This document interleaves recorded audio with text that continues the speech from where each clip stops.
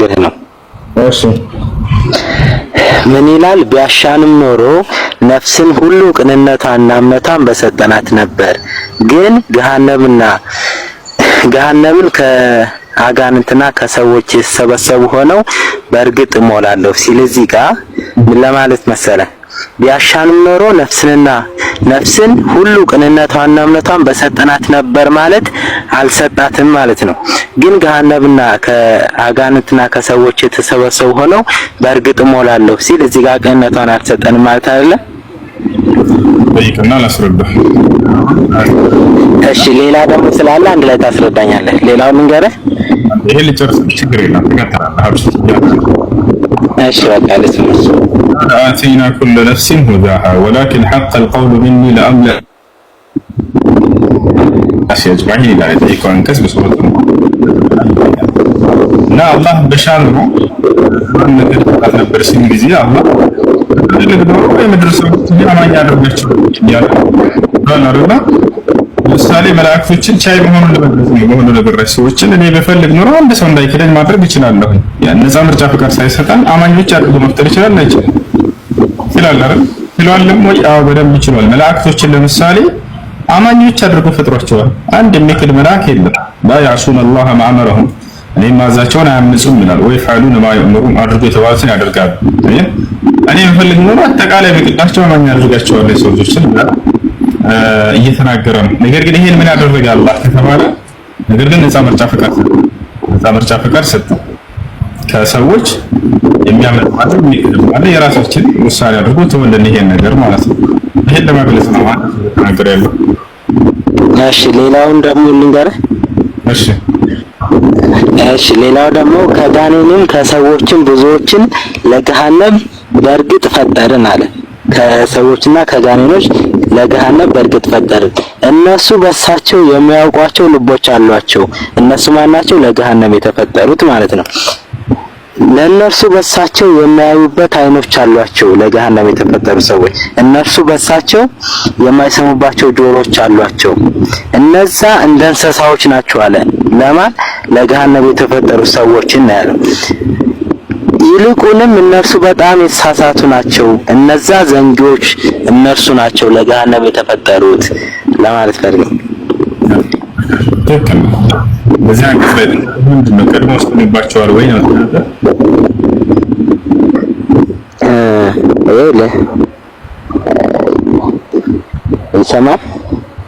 ይሰማል ግን እዚህ ጋር እኮ የሚለው በእርግጥ ከጋኔንም ከሰዎችም ብዙዎችን ለገሃነም በእርግጥ ፈጠርን አለ። የተፈጠረ አለ ማለት ነው ለገሃነም አይደል? ለመለሰልህ አዳምጥ። እሺ አንዴ ላስረዳና የተረዳበትን መንገድ እንድታስተካክለኝ ማለት ነው። ስለ አሁን እኔ ሌላ ሰው ምናምን ጠይቄ አሁን እንደዚህ ሸሆች ምናምን ማቃቸውን በአካል ማለት ነው ዘንጊዎችን ነው እንደዚህ ያለው ምናምን ሳይሆን እዚህ ጋር ግን የሚለው ከጋኔንም ከሰዎችም ብዙዎችን ለገሃነም በእርግጥ ፈጠርን።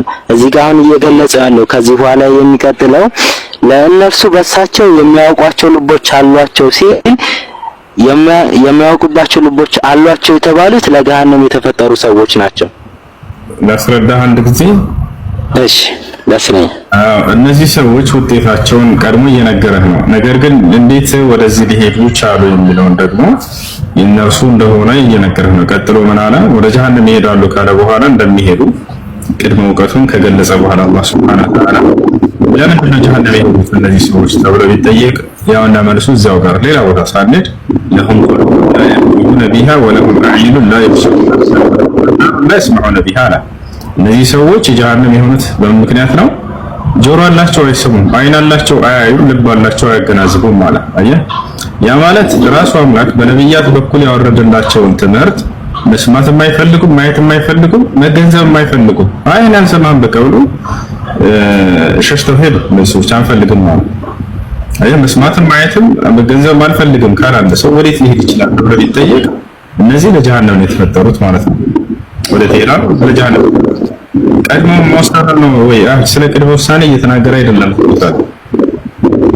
ለቅድመ ውሳኔ አይደለም ወዴት እንደሚሄዱ ይሄንን ቀድሞ አላህ Subhanahu Wa Ta'ala ለሁ ዒልሙል ሙስበቁ ፊ ዛሊክ ወዴት እንደሚሄዱ እየተናገረ ነው።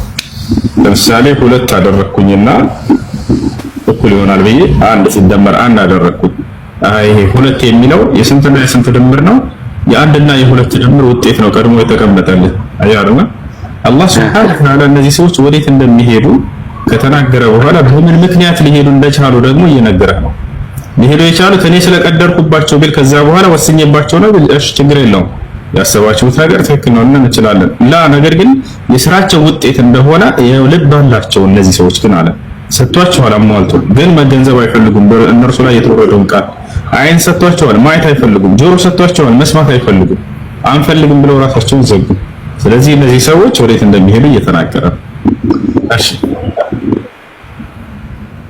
ይሄን አልተረዳትም። በዛ መንገድ ሌሎችን በጠይቋቸው መንገድ ነው አይመለስልኝ። ኔቨር ጊቭ ሰላም ኔቨር ጊቭ አፕ ምትሽናሹ ወልም የተናገረ ሰላም ወራህመቱላህ ሰላም አልሐምዱሊላህ ሴም እሺ እዚህ አንድ ጥያቄ ነበረኝ። ሰለምቲ ነኝና እሺ እንደዚህ ኢየሱስ ጌታ ነው ምናምን እየቀለድን እንደዚህ ስንል እንከፍራለን አይደል? አዎ ሰውየው ኢየሱስ ክርስቶስን አምላክ ነው ብሎ በሚያስቡበት መንገድ ኢየሱስ ጌታ ነው ካላለ ሰው ሻዳ ማዘለበት ነው። እሺ ሻዳን ታሰኝ ፈልጋለሁ ድጋሚ እሺ አሽሀዱ አን ላ ኢላሃ ኢላላህ አሽሀዱ አን ላ ኢላሃ ኢላላህ ወአሽሀዱ أشهد أن محمدا رسول الله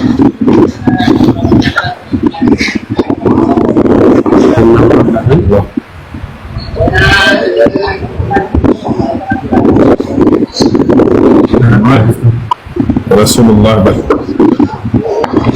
رسول الله ايش اللي يعطيك قال لك نقتلوا ሰላም አለይኩም ሰው ክርስቲያን ነኝና የሆነ ጥያቄ ለመጠየቅ አስቤ ነበር። እሺ ጥያቄው እንትን ነው የሆነ ሐዲስ ነው ሙሉውን በትክክል አላውቀውም፣ ግን የሆነ የተወሰኑ የሆነ ስንት 40 ሚሊዮን ሰዎች ናቸው ጀነት የሚገቡት ምናምን ብቻ የሆነ ገደብ የቁጥር ገደብ ያለው ጀነት ይገባል ምናምን የሚል ሐዲስ አለ መሰለኝ። እንዲህ ቲክቶክ ላይ ሲዘዋወር ነው የሰማሁት። አይደለም እንደሱ አይደለም የሚለው ላስረዳ 40 ሚሊዮን ምናምን ሳይሆን ነብያችን ሰለላሁ ዐለይሂ ወሰለም ከዕለታት አንድ ቀን እያስተማሩ እያለ 70000 من امتي يدخلون الجنه بغير حساب ولا عقاب ከእኔ ተወለዶች ከኡመቶቼ ያለምንም ቅጣትና ምርመራ 70000 ጀነት የሚገቡ ሰዎች አሉ ብለው ተናገሩ። ከሰሃቦች መካከል ከሚሰሙት መካከል አንደኛው ጠየቀ عكاش بن محصن የሚባለው فقام يعني فقال يا رسول الله ادعو الله لي يجعلني منهم انت يا الله መልእክተኛ ሆይ አላህ ከነርሱ እንዲያደርገኝ ይጸልዩልኝ አላቸው። አንተ منهم ማለት ወዳው ሳይቆዩ አንተ ከነርሱ ነህ አሉት። ከነርሱ መሆኑን አምላክ ወዳው ነግራቸው ይሄን ነገር ከነርሱ እንደሚሆን ነገሩት። በሌላ ሐዲስ ላይ ከነዚህ ከሰባዎች ሰዎች ጋር ደግሞ ሌላው እያንዳንዱ ይሄ ከሰባዎቹ እያንዳንዶቹ ሌላ ሰባቱ ተከትሏቸው ጀነት እንደሚገባ ተናገሩ። ስለዚህ ወደ 5 ቢሊዮን የሚጠጋ ህዝብ ያለምንም ቅጣትና በርበራ ወደ ገነት የሚገባ እንጂ ሌላው ገነት አይገባም ማለት አይደለም። እነዚህ ብቻ ናቸው ማለት አይደለም። ይታወቃል አይደል? እነዚህ ያለምንም ቅጣትና በርበራ የሚገቡ ናቸው ብለው ተናገሩ እንጂ እነዚህ ብቻ ናቸው የሚል አይደለም። ታዲያ ከነዚህ ያለመሆን ምን ያስፈልጋል የሚለውንም መስፈርት አስቀምጡ። እዚያው ነብዩ ሰለላሁ ዐለይሂ ወሰለም هم الذين لا يسترقون ولا የተጠየሩን ወላ የክተውን ወዐላ ረቢሂም የተወከሉን ብለው ገለጿቸው። እነዚያ እነማን ናቸው ተብለው በተጠየቁ ጊዜ እነዚህማ ላ የስተርቁን አሉ አይ ላ የጥልቡን الرقى من غيرهم بطريقه شركيه يعني ፈውስን በክህደት መንገድ የማይፈልጉ ናቸው ብለው የመጀመሪያው ተናገሩ። ለምሳሌ ከአምላክ ውጭ ሌላ አካል አምላክ ተብሎ የሚታሰብበት ቦታ ሄዶ ምድራዊ ጤናውን ለማግኘት ብሎ ምድራዊ ጸጋን ለማግኘት ብሎ ጠንቋይ ጋር የሚሄድ ሰው አይተሃል? እንደዚህ ሰዎች ጋር ይሄን የሚያደርግ ከሆነ ከነዚህ አይሆንም አሉ እና ፈውስን ለማግኘት ብሎ ከአላህ ውጭ በሌላ አካል ሄዶ የፈለገ ሰው አንደኛ ይሄ ነው፣ ይሄ አያገኝም፣ ከነዚህ አይሆንም አሉ። ሁለተኛው ምክንያቱ ምንድነው? ወላ የተጠየሩን አሉ፣ በገድ የማያምኑ ናቸው አሉ። ገድ ማለት በእኛ አካባቢ ወሎ ገድ ይባላል። ገድ ታውቃለህ? ወይንም ደግሞ እሱ ማለት ነው። አንዳንድ ሰዎች በቀኛቸው የሆነ ልክ ጠዋት ስትገዛው ጊዜ የሀገራችን ሰው ምን ይላል? በቃ አንተ ገዴ ነህ ዛሬ ይቀናኛል ብሎ ያስባል። አየህ፣ ይሄንን ጸጋ መምጣት በሰውየው ላይ ያንጠለጥለዋል። ከአምላክ ዘንድ እንጂ ጸጋ የሚመጣው በዚህ በሰውዬ ስለገዛህ አይደለም። በዚህ አያምኑም፣ በገድ አያምኑም እነዚያ ሰዎች ብለው ገለጿቸው ነብዩ ሰለላሁ ዐለይሂ ወሰለም።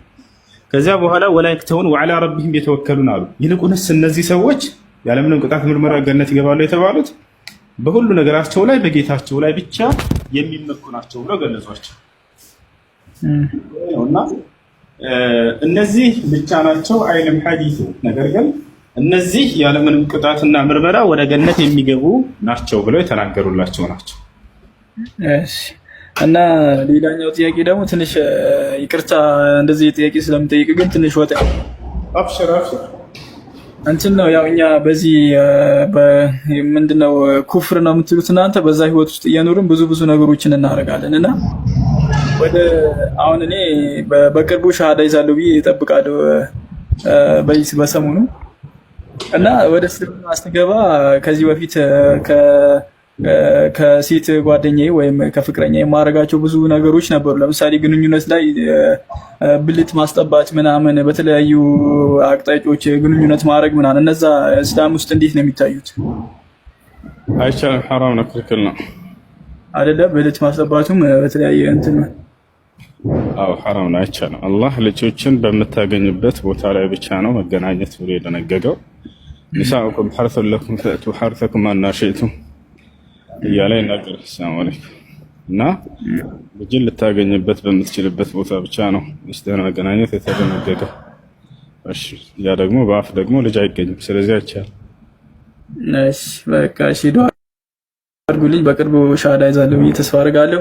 እናቴም ክርስቲያን ነች። ያው እንስለምና አንስላት ትልቅ ሰው ነች እና የሰፈሩ ሰው አብዛኛው ክርስቲያን ነው። ያደኩበት ሃይማኖት ለቅቄ ምናምን እንትን ስል ሰው ምን ይለኛል ምናምን ትለኛለች። ሰውን ነው የምትፈራው እሷና ዱአ አድርጉልኝ እስኪ። አላህ ይወፍቃችሁ። ኢስላም እሺ።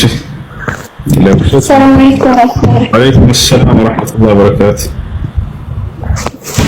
እሱ ጥያቄ ማለት መጀመሪያ እናቴም አባቴም ሙስሊም ናቸው ስፈጠር ማለት ነው። ከዛ ያደግኩት ሌላ ቦታ ስለነበር ከክርስቲያን ወገኖች ጋር ነው ያደግኩትና እዛ ክርስትና አደረጉኝ፣ ጠበል አስጠመቁኝ፣ የክርስትና እናት ምናምን በቃ ሙስሊም ያኔ ክርስቲያን ሆንኩኝ። ቤተክርስቲያን ሄዳለሁ ምናምን እጸልያለሁ ብዙ ነገር ማለት ነው እስከ 14 ዓመት ድረስ ማለት ነው። ከዛ በኋላ ቤተሰብ ጋር ሲሄድ የገጠራማ አካባቢ ነው ግን ፈርስና ብዙ ነገር አያውቁም። ግን ማርያም እግዚአብሔር እያልኩኝ እንተርሰም ሙድ ይዙብኝ ነበር ጓደኞቼ ምናምን በዛው እንዴ የሙድ ማጃ ሃይማኖት ነው እንደ ብዬ ወደ ራሴ ሃይማኖት ተመለስኩ። ወደ እስልምና ተመለስኩ። ግን ሻሃዳ አሊያስ በጣም ውስጤ ደስተኛ አይደለም። ጥያቄ ሆኖብኛል ጊዜና ብዙ ጊዜ ሻሃዳ ሲያዙ ምናምን እኮ ሻሃዳ ሳልይዝ ወደ እስልምና የገባሁት ምናምን ብዬ ውስጤ ብዙ ጊዜ ደስተኛ ሆኖብኝ አይሆንም ማለት አይሆንም። እሺ ውስጥሽ እንድረጋጋ ያክል ማለት ትችያለሽ። ነገር ግን እስከዛሬ እስካመሽበት ድረስ ኢስላምን በእስላም ላይ ሶላት አለ። በሶላት ውስጥ ሸሃደተይን ቃል አለ። ተህያትን ስንቀራ አሽሀዱ አን ላ ኢላሀ ኢለላህ አሽሀዱ አነ ሙሐመደን አብዱሁ ወረሱሉሁ ሻሃዳ ቃል አይ ማለት ፈልጋለሁ ካልሽ በይ አብረሽ አሽሀዱ አን ላ ኢላሀ ኢለላህ አሽሀዱ ላ ኢላሀ ኢለላህ ወአሽሀዱ አን ላ ኢላሀ ኢለላህ وأشهد أن محمدا رسول الله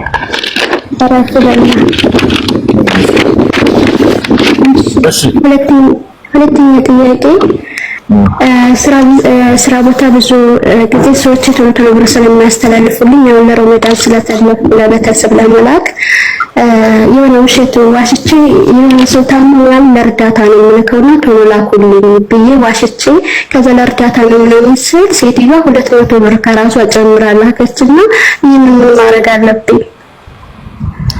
እሺ ማውሸት አይጠበቅባችሁም። ቤተሰብ ያስፈልጋቸዋል መላክ አለብን ብላችሁ ይሄ ችግር የለውም። ለቤተሰብ ስለምትልኩ ጊዜ ስለምትልክ ይሄ ማውሸት አይባልም። ምናልባት አሁንም ሊሆን ሊዘገይም ይችላል። ነገር ግን ቤተሰቦች ያስፈልጋቸዋል የምልክላቸው ገንዘብ ብላችሁ መቀበል ይሄ ውሸት አይደለም። ስለምትልኩ ስለምትረዷቸው ይህ ነው።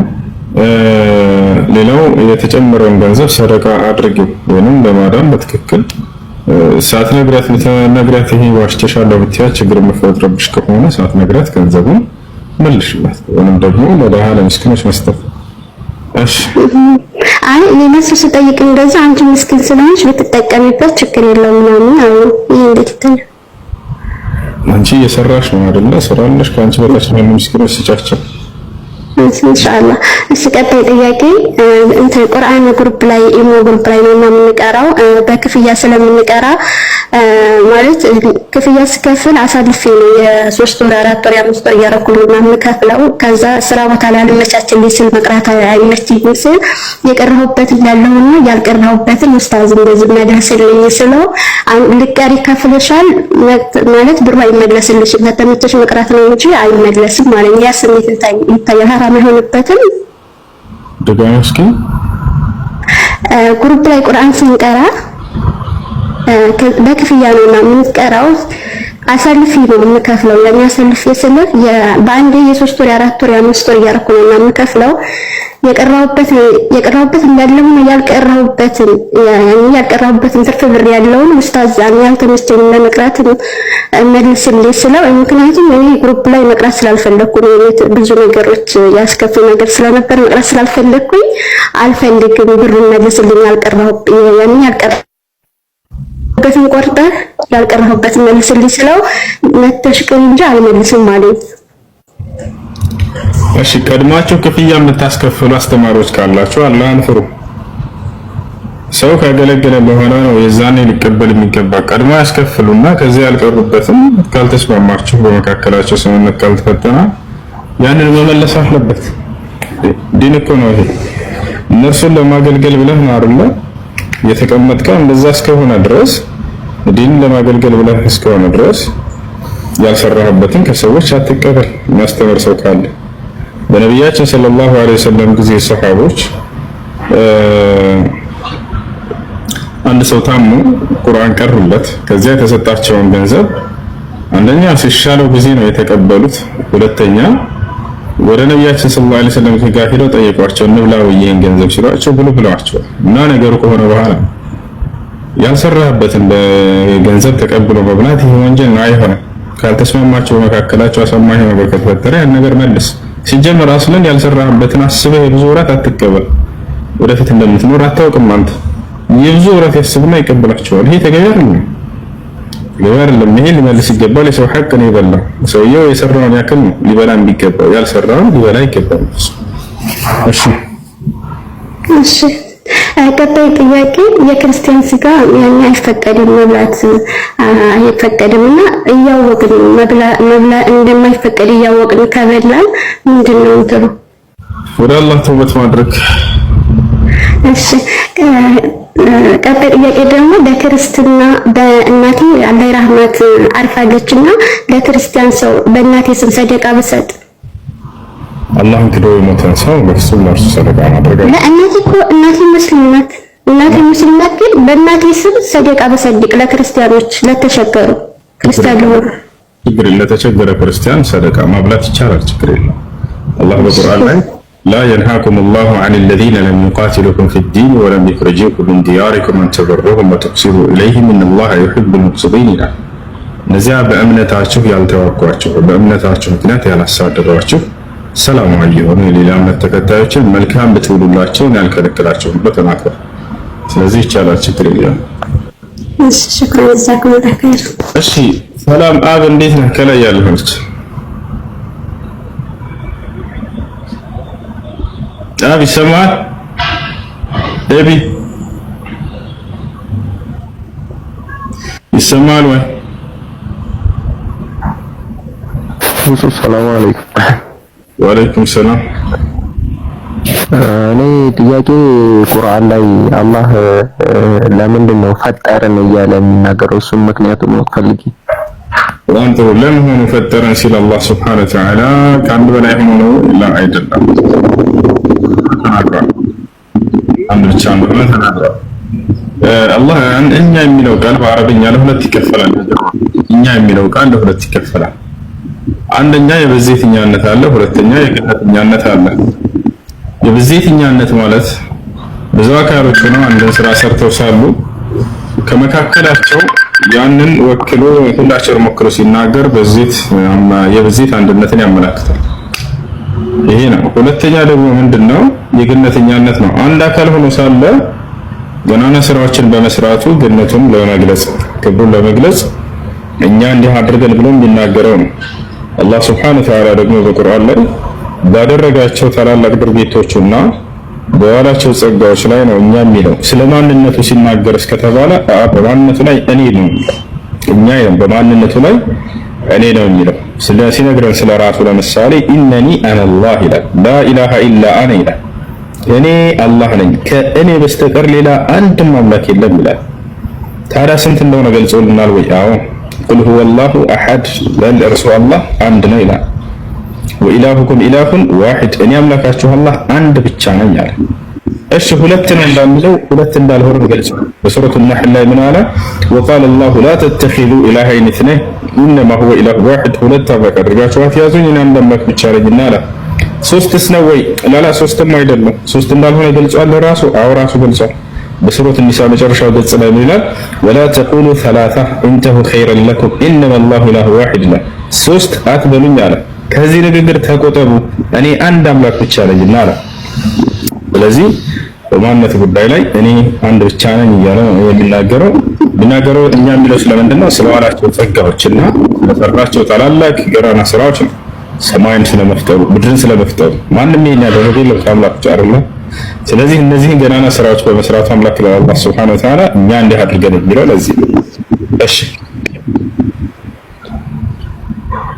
ሁለተኛው ደግሞ ሲናገር በሁለተኛ ወገን ለምሳሌ የሆነ ጊዜ ሰምቻለሁ አንተ ጋር ረገምናቸው የሚለው ጋር እሺ በሁለተኛ ወገን የሚያስነግረው በቁርአን ላይ በአራት መንገድ ይናገራል። አንደኛ እኔ እያለ ይናገራል። ሁለተኛ ያ እያለ ይናገራል። የአምላካችሁ አላህ ማለት ያ ነኝ እያለ ይናገራል። ያ አዩሃ الناس اتقوا ربكم الذي خلقكم እናንተ ሰዎች ሆይ ጌታችሁን አላህን ፍሩት። ያ እርሱ ከአንድ ነፍስ የፈጠራችሁ ከዚያም ከአንዷ ነፍስ ጥንዷን የፈጠረላት እያለ ይናገራል። እና ስለዚህ አንደኛ እኔ በማለት ይናገራል። ሁለተኛ ያ በማለት ይናገራል። ሶስተኛ እርሱ በማለት ይናገራል። አራተኛ እኛ በማለት ይናገራል። በዚህ በአራቱ መንገድ አላህ በቁርአን ላይ ይናገራል። ከተቻለ በአራቱ መንገድ ይናገራል። እሺ ሶስተኛው ባይብል ላይ እግዚአብሔርም እንደዚህ የሆነ በሁለተኛው ወገን ያስነገረው ካለ ማስረጃ እንድትሰጠኝ ነበር። እግዚአብሔር ስለማን ኢየሱስ ክርስቶስ ማንኛውም ሰው ኢየሱስ ስለሆነ እግዚአብሔር የሚለው ማንኛውም አካል በመጽሐፍ ቅዱስ ላይ አንደኛ ስለራሳቸው እኛ እያሉ የሚናገሩበት ቦታ አለ። ያ ብለው የሚናገሩበት ቦታ አለ። ለሁለተኛ ወገን እንደዚህ የሚናገሩበት ቦታ አለ። ኢየሱስ ክርስቶስን ብንወስድ ለምሳሌ መጽሐፍ ቅዱስ ላይ ከሰማይ ከወረደው በቀር ወደ ሰማይ የወጣ ማንም የለም እርሱም በሰማይ የሚኖረው የሰው ልጅ ነው ይላል። አይ ስለማን ነው እየተናገረ ያለው? ስለራሱ አይደለም። ከሰማይ ከወረደው በቀር ከሰማይ ከወረድኩት በቀር አይደለም ማለት ከወረደው በቀር ሌላ አካል እየተናገረ ይመስላል። ነገር ግን ስለራሱ ይናገራል። እግዚአብሔርም የሰው ልጆችን ስራ ለማለት ወረደ እያለ ነው። ከእግዚአብሔር ዘንድ እሳተ ገሞራን አወረደ እያለ ነው። በሌላ አቀራረብ ነው። በሁለተኛ ወገን መናገር ያለ ነው።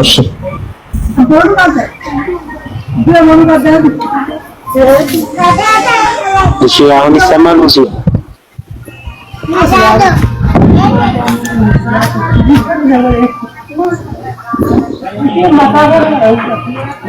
السلام عليكم استاذ.